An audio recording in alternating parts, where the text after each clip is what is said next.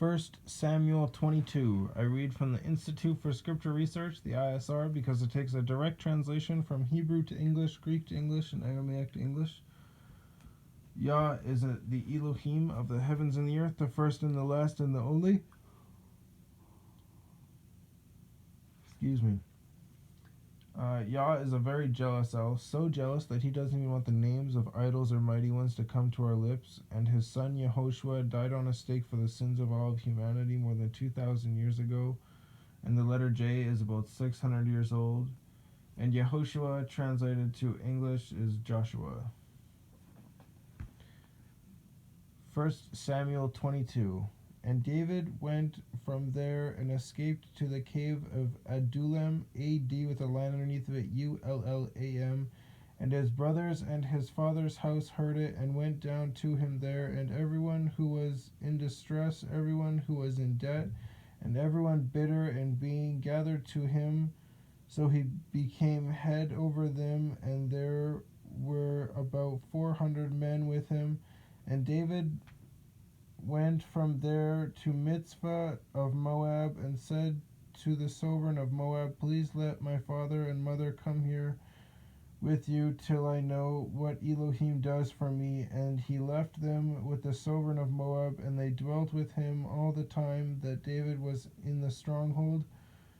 And the prophet God said to David, God is spelled G-A-D with a line underneath of it, said to David, Do not remain in the stronghold, leave and go to the land of Yehudah. So David left and went into the Hereth woods, H with a dot, E-R-E-T-H woods. And Shaul heard that David and the men who were with him had been discovered, while Shaul was in Gibeah, sitting under a tamarisk tree in Ramah, Tamarisk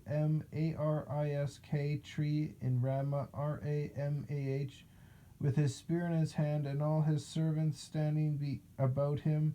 And Shaul said to his servants who were standing around him, Hear now, you Benjamites, does the son of Yishai give every one of you fields and vineyards, and make you all commanders of thousands and commanders of hundreds?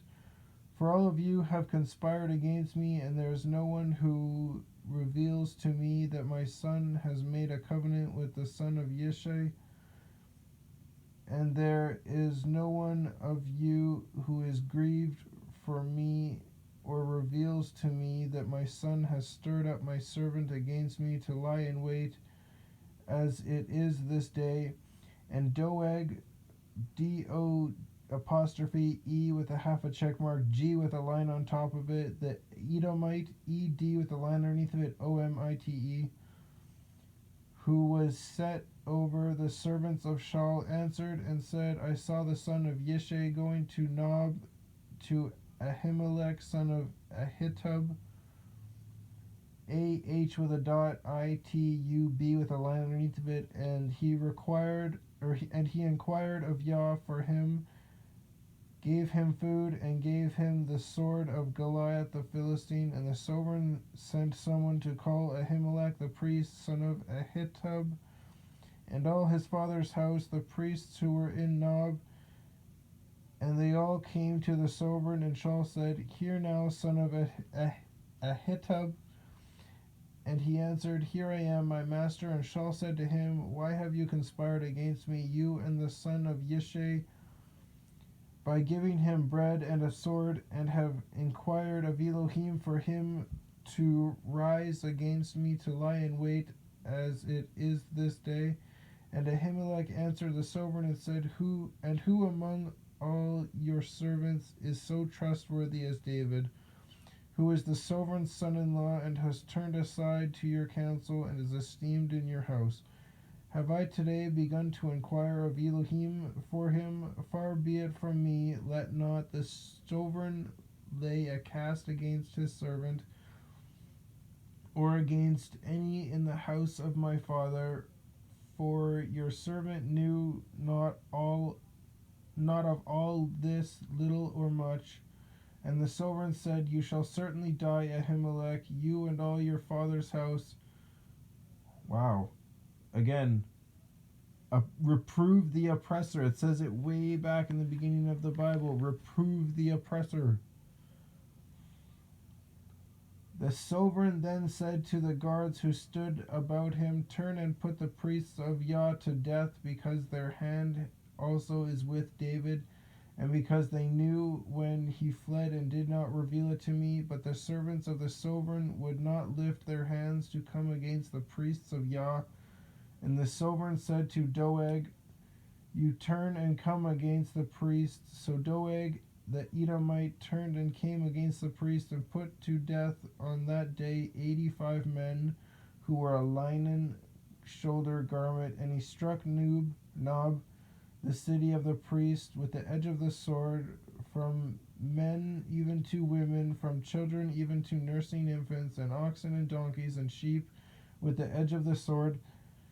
And one of the sons of Ahimelech, son of Ahitub, named Ebiathar, E-B with a line underneath it, Y-A-T-H-A-R, escaped and fled after David. And Ebiathar reported to David that Shaul had killed the priests of Yah. And David said to Ebiathar, I knew that day when Doeg the Edomite was there that he would certainly inform Shaul. I am accountable for all the lives of your father's house.